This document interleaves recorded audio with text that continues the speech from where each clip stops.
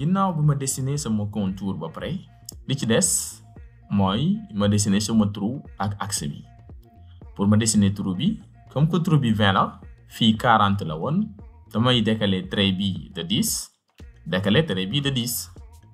wala ma décaler trait bi de 10 décaler waat ko de 20 damay sélectionner trait bi mu concerné ma taper outil décaler ma cliquer sur entrée mu laaj ma ñaata laa bëgg a décaler sama trait ma taper 10 ma décaler ko de 10 ma cliquer waat bi trait décaler ko de 20 cette fois-ci moom mooy jox trou bi damay def la même chose ci suuf damay décaler maintenant trait bi de 15 décaler waat ko de 30 donc damay ñëw fii décaler mu laaj ma ñaata laa bëgg a décaler ma def de 15 je clique sur entrée ma cliquer ligne bi ma bëgg a décaler naa ko de 15 su ma cliquer waatee def muy proposer ma décaler avec la même valeur mais cette fois-ci 30 laa def je clique sur entrée donc les formes intérieures et extérieures génne naa ko lan moo des trait d'axe hachure cotation ak congé bi nekk fii trait d'axe bi nag pour ma def ko c'est simple benn trait la boo xamante ne ci digg bi lay jaar pour ma def ko damay ñëw ci calque mais sélectionner trait d'axe ma ñëw outil groupe d'outils annoté onglet annoté groupe d'outils trait d'axe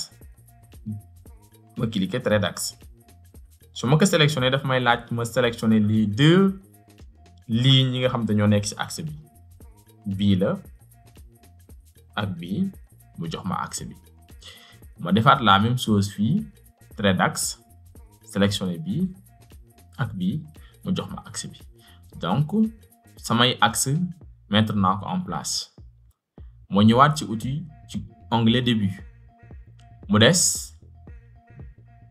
congé bi nekk fii naka laay def damay utiliser outil bu ñuy tuddee raccord damay cliquer raccord mu proposer ma ay choix mu jël rayon mu laaj ma ban rayon laa bëgg a def fii ci raccord donc ci dessin bi 10 lañ ma wax ma taper 10 ma cliquer entrée mu laaj ma maintenant ma sélectionner trait yi nga xamante ne foofu la raccord bi war a am donc bii la su ma tegee ci beneen bi mu jox ma raccord de 10 bi fii réaliser naa sama raccord même chose fii damay defaat beneen raccord mais raccord de 20 la damay ñëw outil raccord ma cliquer ci rayon ma joxe la valeur du rayon ma sélectionner trait yi mu concerné donc def naa fii raccord de 20 mu des maintenant hachure pour ma def hachure nag bu ma fàtte damay ñëw ci outil ci l'onglet calque ma sélectionner hachure su ma paree soit mun naa taper ci barre de commande bi hachure wala ma ñëw fii ci groupe d'outils dessin ma cliquer sur hachure su ma cliquer lan laay njëkk a def damay choisir motif bi dafay dépendre ci type de matériau bi nga xamante ne moom laay créer hachure am na aluminium am na cuivre am na acier damay sélectionner bu acier maintenant su ma ko sélectionner ba pare daf may demander ban zone laa bëgg a def hachure su ma tegee souris bi ci zone bi rek daf may commencer dessiner hachure yi zone bii la su ma tegee souris bi damay cliquer ñëwaat ci bii zone ma teg souris bi cliquer ñëwaat ci bii zone ma teg souris bi cliquer donc zone yi mooy am hachure